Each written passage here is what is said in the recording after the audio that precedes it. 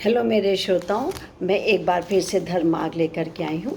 धर्मार्ग जो हर प्राणी का मतलब मानव प्राणी के लिए, मनुष्य के लिए बहुत ज़रूरी है।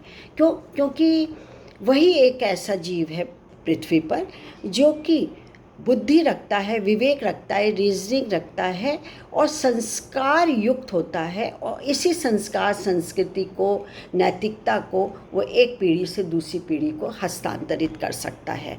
और वही सोचता है कि क्या करना है, क्या नहीं करना है, क्या उचित है, क्या अनुचित है, क्या पाप है, क्या पुण्य है। ये सोचने की क्षमता उसमें होती है। तभी तो मानुष, बड़े भाग्य मानुष तन पावा, बहुत दुर्लभ होता है मानव प्राणी तो बनना। इसलिए ये कहा गया है कि मानव यदि हमने जन्म लिया है तो हमें धर्म का अनुसरण जरूर करना चाहिए।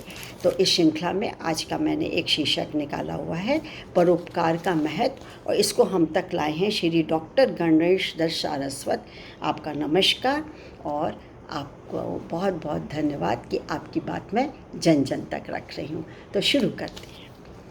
निश्चय ही उसी का जीवन सफल है जो परोपकार में प्रवृत्त रहता है। ब्रह्म पुराण की वाणी है, जीवतम सफलम तस्य यह पराध्योतत सदा।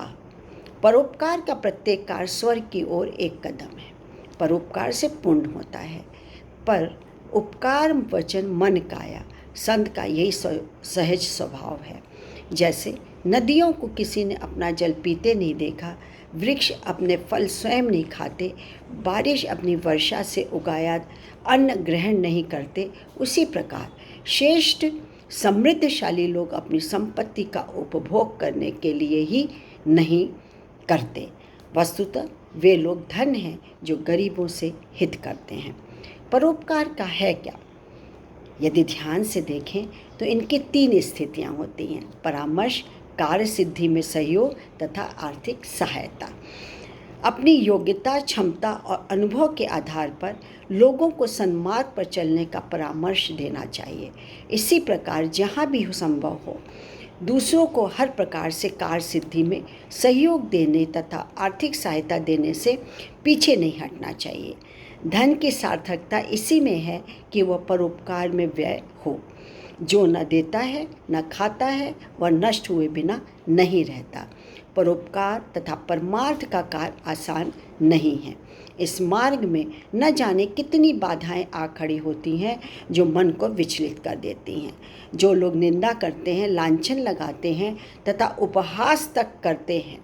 ऋग्वेद के मंत्र में इस बात पर बल दिया गया है कि कोई क्या कहेगा, इसकी चिंता किए बिना लोक कल्याण के कार्यों में लगे रहना चाहिए।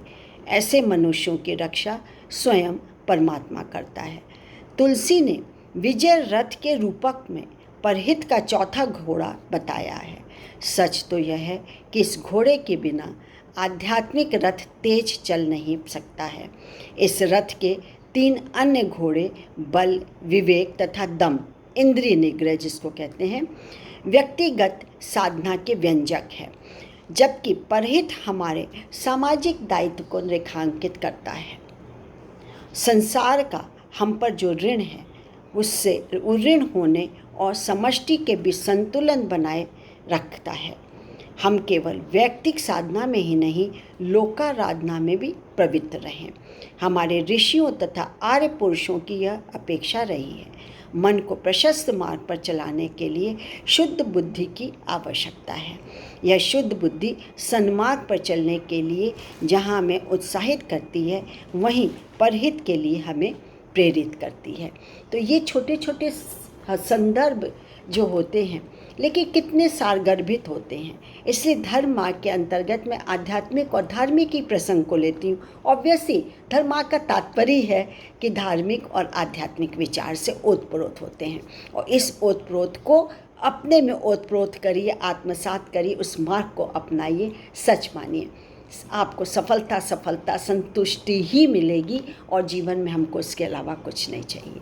मैं अपना परिचय दे दूं। मेरा आपको नमस्कार है। मैं doctor Manju Jain, retired associate professor from SN degree college Kanpur. आज के लिए इतना ही।